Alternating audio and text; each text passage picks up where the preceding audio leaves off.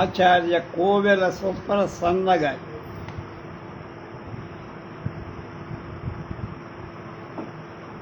సహృదయ చక్రం 13వ భాగం 11/8/20. 1000 పడగలలో ఉన్న ఆంతరిక రహస్యం ఏమిటో చెప్తున్నారు. మధుర లజ్జారేఖ ఇదేమో జన్మజన్మాలుగా అభ్యసించారు, దాన్నే మళ్ళీ దర్శించిన ధర్మాలు అది హేమరేఖయా అని తర్కిస్తుంది. విక్షేపాంగాలైన దుఃఖ దౌర్మ నస్యాదుల నిరోధించడానికి ఒకే అంశం మీద కేంద్రీకరించడానికి అభ్యాసమని యోగ దర్శనం. అది ఒకమైన తపస్సు. ఆ తపస్సుకు జన్మజన్మలుగా శ్రీదేవిని గురించిన అరుంధతి చేస్తారు. నిరంతరాభ్యాసం వల్ల అప్పుడప్పుడు ఆ దేవి విలక్షణ స్ఫూర్తి ఆమె ముఖంలో ప్రతిఫలించటం విశేషం. అందుకే ధర్మారావంతటి వాడు నిర్విణ్యుడై ఆ దేవి సర్వారుణ. అందువలనే సంధ్యారాగం పూర్వరంగంగా వర్ణించబడి కాంసోస్మితాం హిరణ్య ప్రాకారాం ఆర్ద్వాం జ్వలంతీం తృప్తాం తర్పయంతీమని శ్రీ సూక్తంలో చెప్పబడిన లక్షణాలను ఈ వర్ణనలో కనపడతాయి. ఆర్ద్రాం తృప్తాం తర్పయంతి మేఘాన్ని వర్ణించే విశేషణాలు. హిరణ్య ప్రాకారం బంగారు జరి అని ఆ మేఘం నుంచి వెలికి వచ్చి ప్రకాశించే ఆ మొత్తం దృశ్యంలో ఉండే దగ్గలాడే కాంతి ఆమె స్మితం. అంతవరకు లక్షణాలు వ్యంజించటం జరిగింది, కానీ లక్ష్యం నిర్దేశింపబడల. ఆ లక్ష్యం ఆ ముగిళ్ళ మీద సాగిపోయే బిగ్గురు పక్షి. ఆ పక్షి వేదాంతలు చెప్పే హంసకు సంఖ్య. ఈ హంస ప్రత్యక్షాకారం పొందిన శ్రీదే. అందుకే ధర్మారావు తత్పూర్వమే ఆమె నువ్వు కలంకరహితం, సర్వలోకాశోభితం, సర్వకళాశోభితం, పున్నమి నాటి చందమావ బట్. ఈ పదాల ప్రయోగం సామాన్యం ఆలంకారిక రీతిగా కనిపించిన తర్వాతి పదాలను బట్టి వివేచిస్తే ఇవన్నీ లలితాదేవి కూడా. చంద్ర విద్య, చంద్రమండల మధ్యగా కళావతి మొదలైన ఆమె పేరు. ఆమెను చంద్రమండల స్వరూపిణిగా, చంద్రమండలాన్ని శ్రీచక్రంగా, సమస్త కళలకు ఆమెను స్థానంగా నిరూపిస్తుంది. ధర్మారావు అలౌకిక దర్శనం ఇంతగా లోతులను బట్టి. అందుకే వేణుగోపాల స్వామిని నవలలో మొదటిసారిగా దర్శించినప్పుడు ధర్మారావు మందం మందం మొదలైన శ్లోకాలను పఠిస్తూ గోపకన్యా భుజంగం అన్న దాన్ని భుజంగ శబ్దం ఆధారంగా ఇలా విశిష్టమైన భావన చేస్తా. భుజంగుడే. అందుకే వేణు నిస్పనాల కన్నా మిషంచేత బుసలు కొట్టుతున్నాడని శ్రీకృష్ణుణ్ణి కూడా సుబ్రహ్మణ్యేశ్వరుడితో అభిన్నుడుగా నిరూపించారు. 1000 పడగలో గల గిరిక ఒక విశిష్ట వ్యక్తి. గిరి అంటే శబ్దమందని, కా అంటే బ్రహ్మ పదార్థం. శబ్దంలోని పరమార్థం కాగా రిక అంటే శబ్ద బ్రహ్మం అని తాత్పర్యం. ఈ శబ్దం సామాన్య శబ్దం కాదు, అనాహత చక్రంలో స్పందించే సూక్ష్మనాదం. అనాహతం దహరాకాశం. ఆయా నాదానికి ఆకాశం జన్మస్థానం. గిరిక సాధన అంతా ఈ సూక్ష్మ నాదోపాసన ఆశ్రయించి ఉన్నది. అనాహతం విష్ణు స్థానం. అందువల్లనే ఆమె భక్తి మార్గాన్ని ఆశ్రయించి విష్ణు కృష్ణ భక్తురాలై వేణుగోపాలుణ్ణి సాధించింది. ఆమె తల్లి పేరు నాదా. Is multiple being, unique in each individual and is an product. Every animal and soul having nature of its own, experiences its own nada, which rises from anahata bindu. Doctor Gopinath Kaviraj ఎస్ఏ అందులో చెప్పారు. రత్నగిరి తల్లి పేరు ఆమె గిరిక. ఈ పేర్లలోని అనుస్యూతి గమనించదగిన మేరు పర్వతానికి రత్నగిరి అని పేరు. అది ఆదిత్యస్థ. అది ఆదిత్యుడు సూర్యుడే కాదు, సర్వదేవతలు అక్కడే ఉంటారు. అనాహత చక్రం సూర్యస్థ. అది శ్రీమన్నారాయణమూర్తి సంశోభిత. ఆ అనాహత చక్రం 12 దశాత్మక దళాత్మకమై, అందుకే నవరుడు గిరిక ప్రథమ దర్శన వేళాగత వర్ణనమంతా ఈ స్ఫూర్తిలో. ఆ నవ్వినది 12 ఏళ్ల దాని తెల్లని పలువరస సుదర్శన ఆయుధము అంచులలాగా పదును పెట్టినట్టున్నాయి. దాని చెవులు శ్రీకారాలై పాంచజన్యంలాగా ఉన్నాయి. దాని కన్నులు కమలాలు, దాని నాసిక కౌమోదై, దాని భ్రూయుగ్మం శాంగ్యం విభక్తమైనట్లు. దాని మూర్తి వికుంఠ మనోజ్ఞమై ఉన్నది.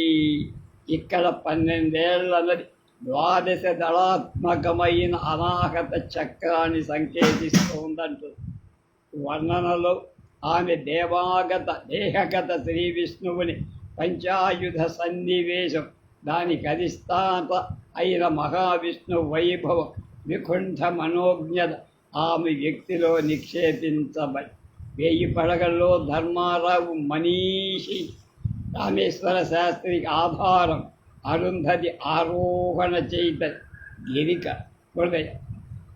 గిరిక జీవితమంతా అనాగత సూక్ష్మనాదోపాసనతో ముడిపడి, ఆ నాదమే భంగిమై, అభినయమై, నృత్యమై, గానమై ఆమె జీవిత తత్వాన్ని వ్యాఖ్యానించి చెప్పు. అందువల్లనే ఆమె వేణుగోపాలుని ప్రేమికై, ఒక మీరాదేవిలాగా, అండాళ్ళగా. అందువల్లనే ఆమె సిద్ధి కూడా అంతరాదిత్య విద్యా మూలంగానే కలిగినట్టు వ్యక్తం చేశాడు రచయిత. మహాఖండ హారతిలో హారకుండల కేయూర కిరీట భూషితుడు, శంఖచక్ర గదా పద్మహస్తుడు, వనమాలి సూర్యచంద్రమూని సుందరచంద్ర మూనేత్రుడు, సమూనేత్రుడు, హిరణ్మయ శరీరుడైన మహాపురుషుని దర్శనమయ్యింది గిరికకు కలిగిందట. ఆ మహామూర్తి ఆమె నేత్ర కుండలాలమంతా ఉండే. క్రమంగా నేత్రద్వయం స్వగుణాన్ని పరిచయి ఆమె నేత్రాలు సూర్యచంద్రము వికారాలై ఆ మూర్తి ఆమెలో ప్రవేశించి ఆమె వడలంతా హిరణ్యమయమైపోయెను. క్రమంగా పంచేంద్రియాలు, మనసు, బుద్ధి, అహంకారం సర్వము నిండి ఆ మూర్తి నిండిపోయాయి. ఆమె అందున్న ప్రాణాలు ఆ మూర్తిని బదిశారు. ప్రాణాలలో ఆ మూర్తి బదిశారు. ఆమె సర్వ ప్రకృతి తన్మూర్తిమయం అయి ఈ దృశ్యవర్ణలలో తపసిద్ధి స్వరూపం, సారూప్య సిద్ధి రూపమై ఇక్కడ వర్ణించబడ్డ శ్రీనారాయణమూర్తి వర్ణన అంతరాదిత్య విద్యలో గిరిక నేత్రాలు ఆ మూర్తిని పొందడం అక్షి పురుష విద్యా సిద్ధంటారు. ఈ 2 విద్యలు ఛాందోగ్య ఉపనిషత్తులో వెంటనే చెప్పబడ్డాయి.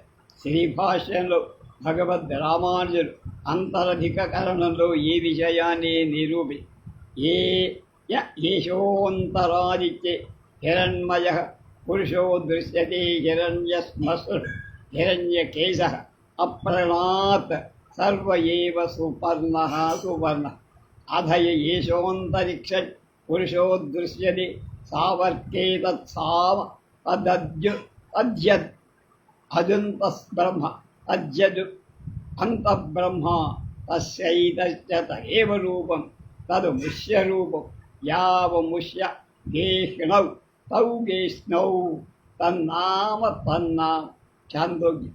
ఈ 2 స్థలాలు వ్యాఖ్యానిస్తూ పురుషుడు పరమేశ్వరుడైన నారాయణుడని నిరతిశయ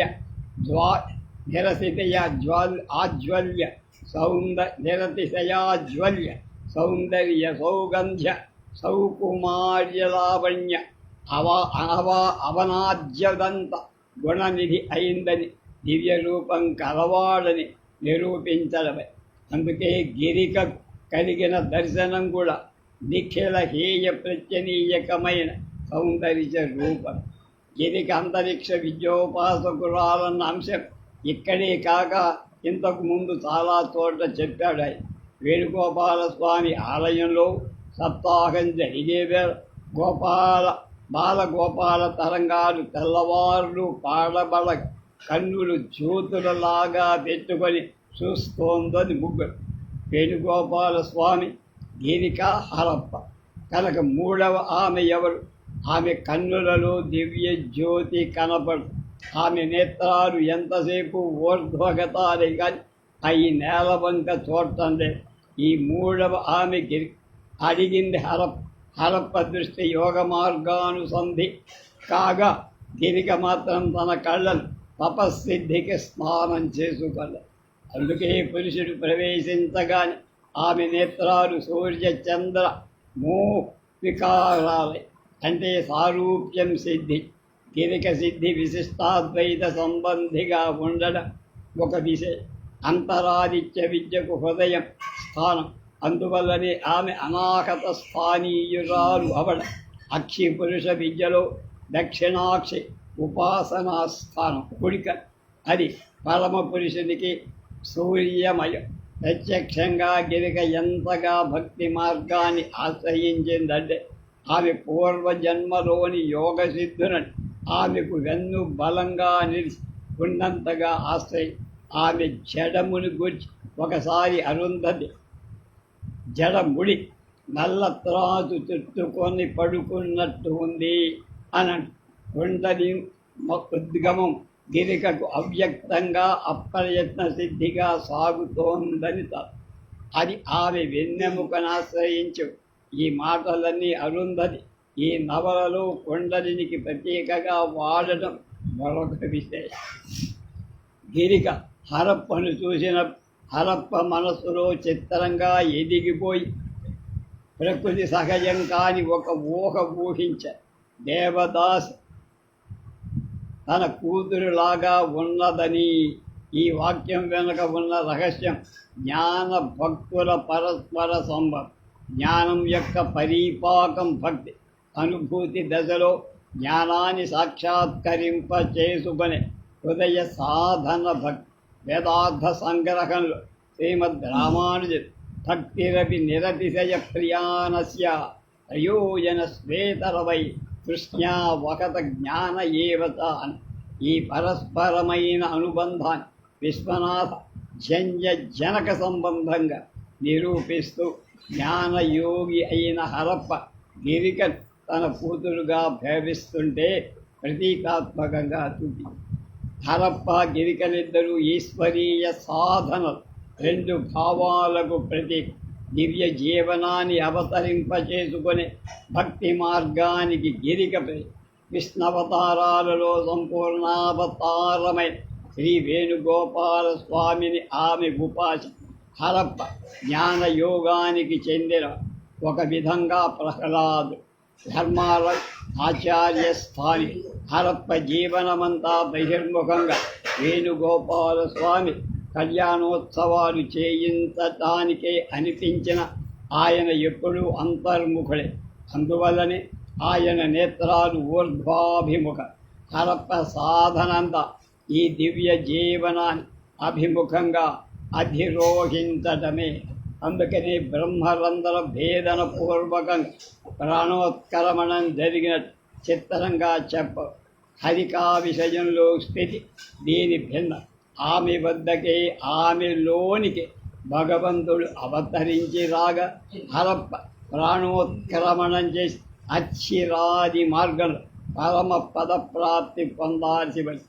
ఈ కారణంగా జ్ఞానయోగుల సేవనీయుడైన శివుడి పేరే ఆ పాత్రకు అమరి. విష్ణువుకున్న అవతార ప్రవృత్తి శివుడికి లేదు. ఆయన కేవలుడు, అవికారుడు, స్థానువు, యోగీశ్వరేశ్వరుడు అంతే.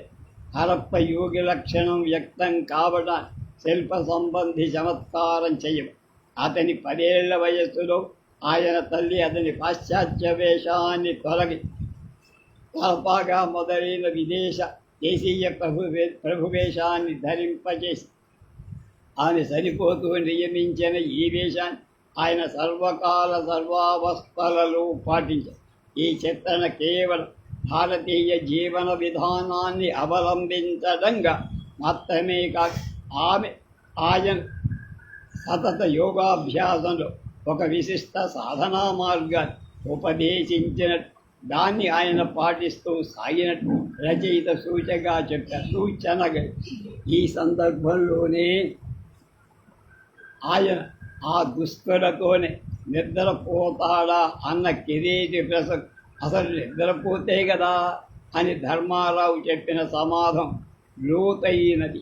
యానిశా సర్వభూతానాం తస్యాం జాగర్తి సంవృత. కనుక అందరూ నిద్రపోతుంటే మేలుకున్నవాడు యోగి. కనుక యోగి నిత్య జాగ్రత్త అవస్థ స్థాపిత. అతని చైతన్యం సర్వదా మేల్కొనే కళ్యాణోత్సవాల రోజులు ఒకసారి తన మార్గం కంటే గిరిక మార్గమే సులభమైందని హరప్ప కనిపించి, నాకు మోక్షం కలుగునా, నేను కూడా నీ సంవిధానంలో ధరించిన ఎంత బాగుంటుంది అనుకుంటు. కానీ అది గిరికను చూసి అనుకున్నదే తప్ప నిజానికి అతడు యోగియే. అందుకనే ఆయనకు ప్రాణోత్క్రమణ వేరు. గిరిక జ్యోతిర్మూర్తిగా క్షీరసాగర వీచికగా దృశ్యమానమై ఆమె శబ్ద బ్రహ్మాంశం కాబట్టి వేణుగోపాల స్వామి వేణు దండంగా కూడా ఈ విధమైన దర్శనం యోగులకే సాధ్యం.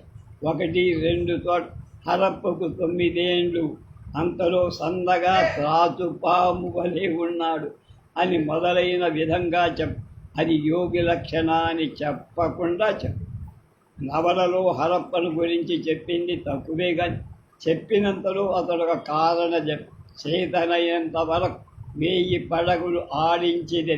ఈ ఆడించటకు ఏ దేశమైనా పోయి ఆడించడం ఏకదేశమైపోయి అంటాడు.